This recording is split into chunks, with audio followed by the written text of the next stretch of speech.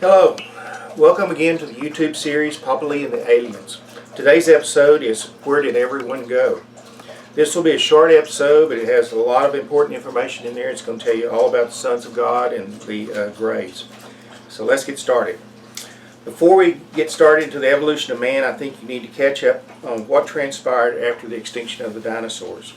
Remember that the Hopi Indian legend said that the ants took the first man, the Igigi, to an anthill or extinct volcano where they would stay until the world cooled off. The ants took them with a star or spaceship and fed them until they emerged into the new world. This is where I want to inform you that in spite of what ancient aliens and UFO hunters say on the History Channel, we are not being visited by aliens from other star systems. The fact of the matter is they have inhabited this planet for over 65 million years. Man did not start evolving until 6 million years ago. That would make Earth their planet and not ours. So to get you caught up here, remember the Pangea was the supercontinent. The alien base was here.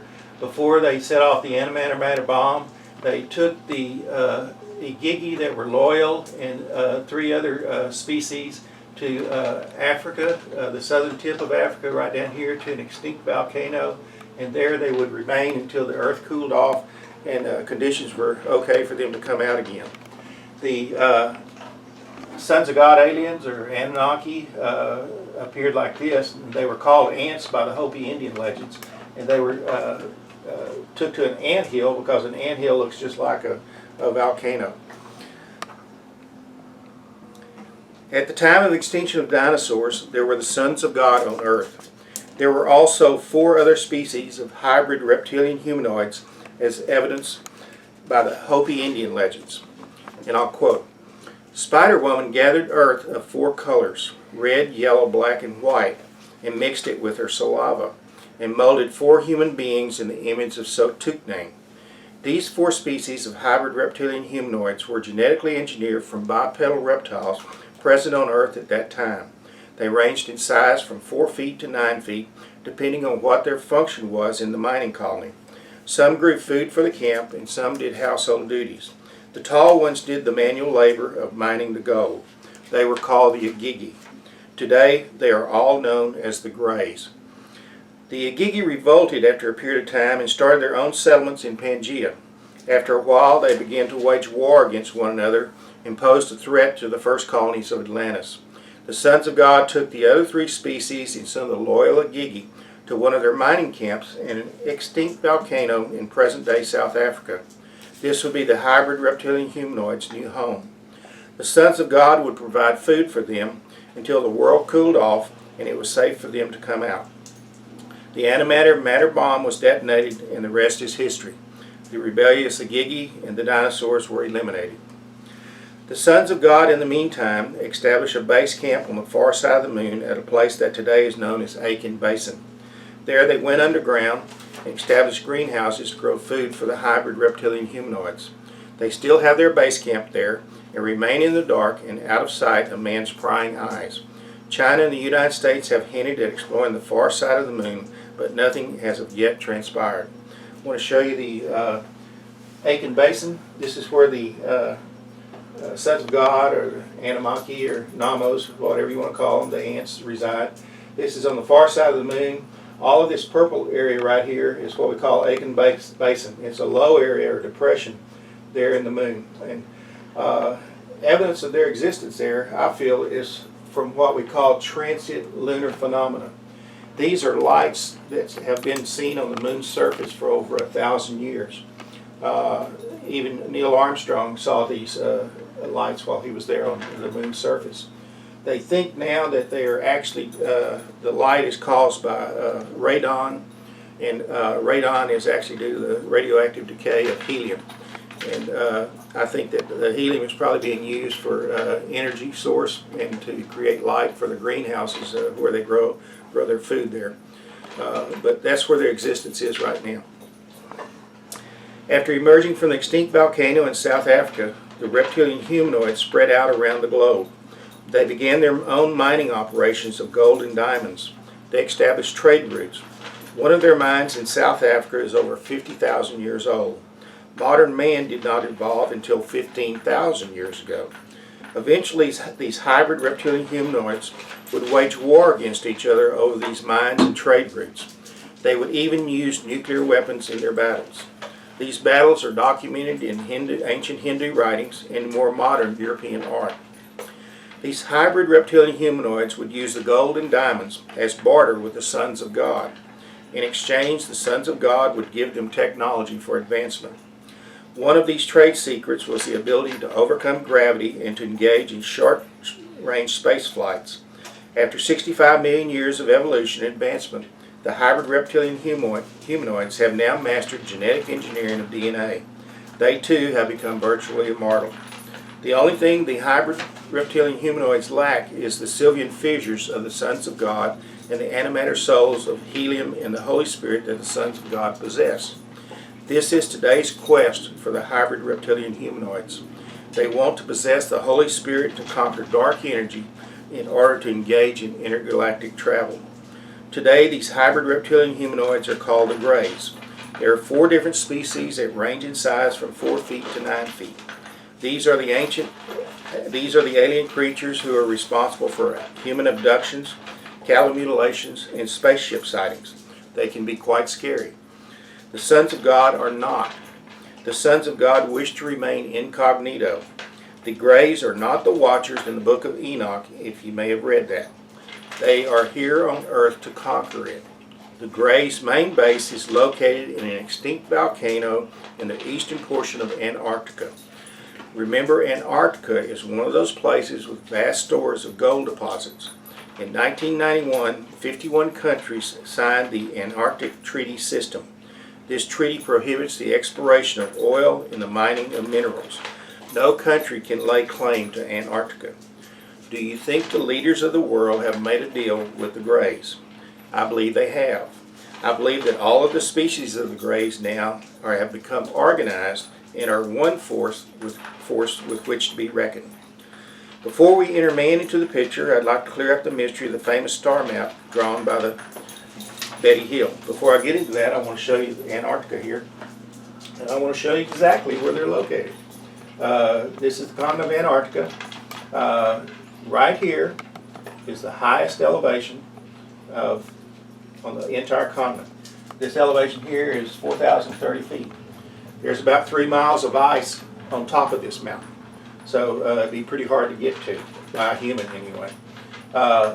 This area here is an extinct volcano, and this is where the Greys have their Antarctic base right now. This is their main base of operation. Getting back to Betty Hill, on September 19th and 20th of 1961, Betty and Barney Hill were abducted by the Greys. They were taken aboard the Greys spaceship. Betty asked from where they came. Betty was shown a 3-dimensional map with different points of interest. Under hypnosis, Betty was able to recall the map and made a crude sketch of it. The sketch has always been interpreted as a star map. It is not a star map at all. It is a map of the Greys' trade routes here on Earth. On the map, the most traveled routes are between South Africa, the main mining operation, and Antarctica, their home base. Other routes go to Peru, Australia, Alaska, Greenland, and China. I'm going to show you this right here. This is the map that Betty Hill drew under hypnosis, and she had these 2 main areas here. Experts have always tried to say that this is part of the Sirius star system and other types of star systems. These were other stars that they traveled to. To make one thing clear, the Greys cannot go in interstellar travel mode. They can only travel here on Earth with anti-gravity.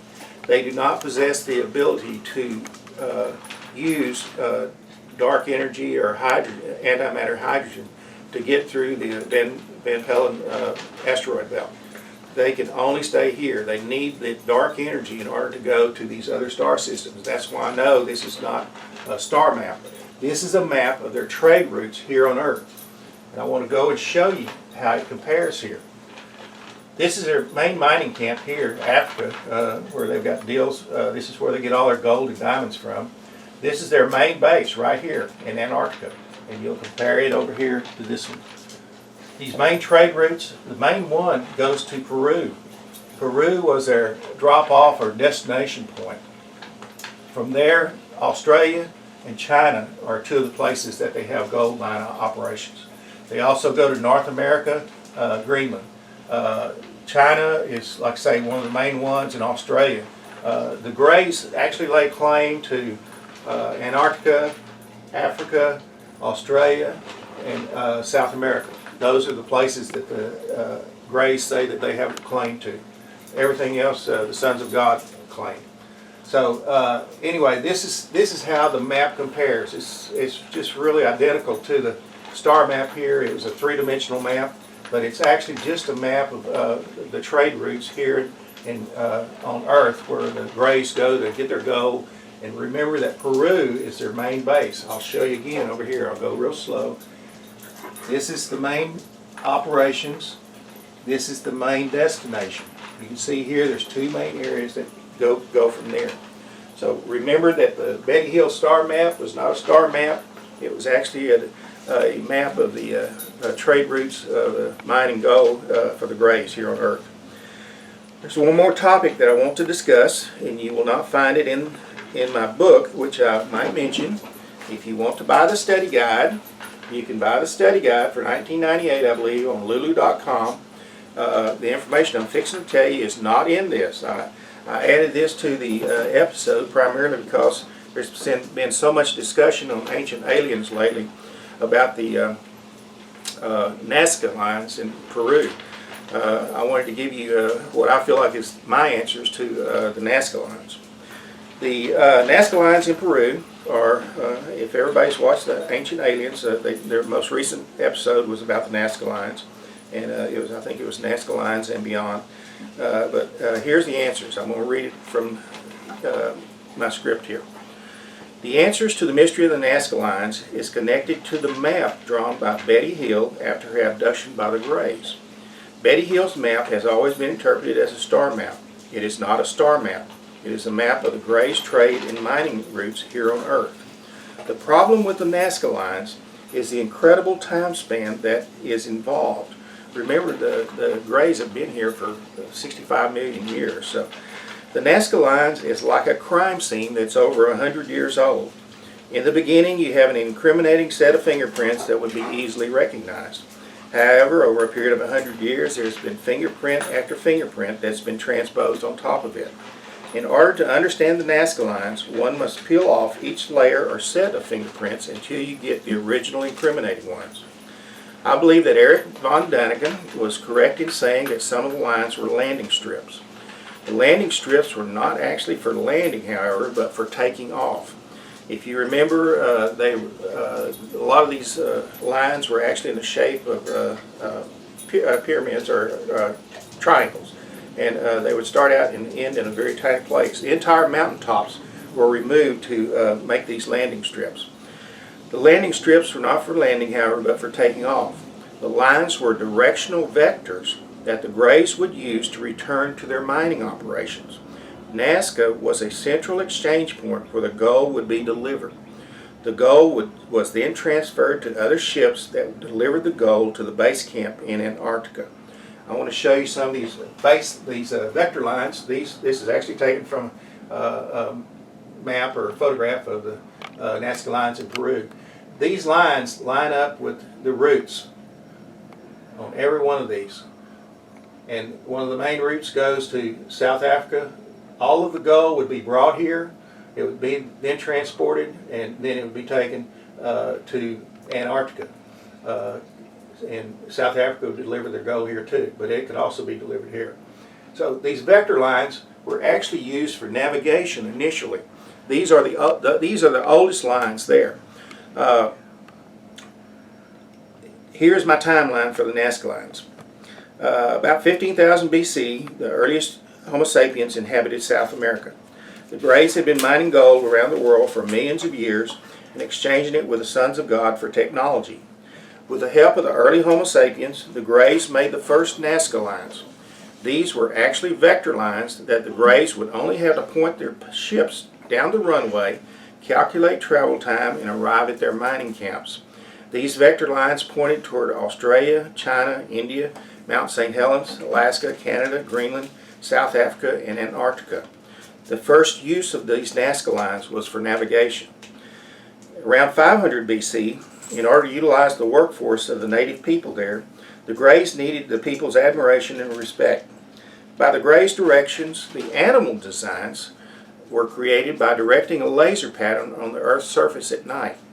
The Nazca people would scrape away the red rocks along these patterns and create these images. In return, the Greys would produce holographic images of the Nazca people's creations in the night sky. I am sure that the Nazca people were awed and mystified by these images. I believe that these animal figures were actually a calendar that were shown in certain parts or times of the year in the night sky for the people. Hence, a workforce was maintained for hauling and transporting the gold. Around 100 BC, the Nazca civilization emerged in the area. Seeing the first vector lines, the Nazca people developed their own lines as routes of transportation. These routes would be used for trade and for religious pilgrimage routes. So you have three things. You had the first major lines were used for navigation. The second, images of all of the animals, which are just terrific. They were used as holograms in the night sky to actually act as a calendar for the people. And the latest lines have been used by the Nazca people for transportation lines and for religious pilgrimage. The Nazca people would scrape away the red rocks along these patterns and create the images. In return, the Greys, here we go. Well, that is my story of the Nazca lines. The original lines were navigational vectors. The animal designs were used as mechanisms to maintain the native workforce. As far as the tops of the mountains being removed, I believe that had been occurred thousands and thousands of years ago, possibly even millions. I believe the rock removed. This is one thing that von Däniken always was amazed about, was that this earth was completely removed. It wasn't on the side of the hill or anything like that. It was completely removed. Well, this is what I believe happened. I believe the rock removed from the top of the mountains was used to create granite blocks. These blocks were used to make their Antarctic home earthquake proof. The molds for these blocks can be found in Puma Punque in Bolivia. This was their manufacturing site for the blocks to build their home in Antarctica.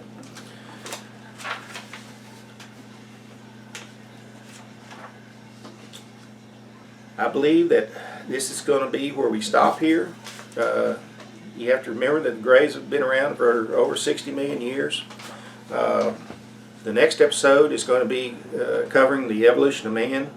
I think you need to remember that the sons of God like to remain incognito. They're on the far side of the moon. They do not make appearances here on Earth in spaceships. I had the privilege of being visited by four. It's always by choice. You're never abducted. They're very peaceful. You have a peaceful feeling when you come away from them. They use man to help spread knowledge about them and God Himself. God is in control of the sons of God, aliens. They are His workforce, and they are also His peacekeepers. If you remember in the Bible, blessed are the peacekeepers. They are called the sons of God. So I'm going to say here that you need to remember that the Greys are the ones who were actually created here on Earth. They're a hybrid reptilian humanoid race. There's 4 different hybrid species. They are not nice people to be around. They create abductions. They do a lot of, I believe, genetic manipulation on the human species.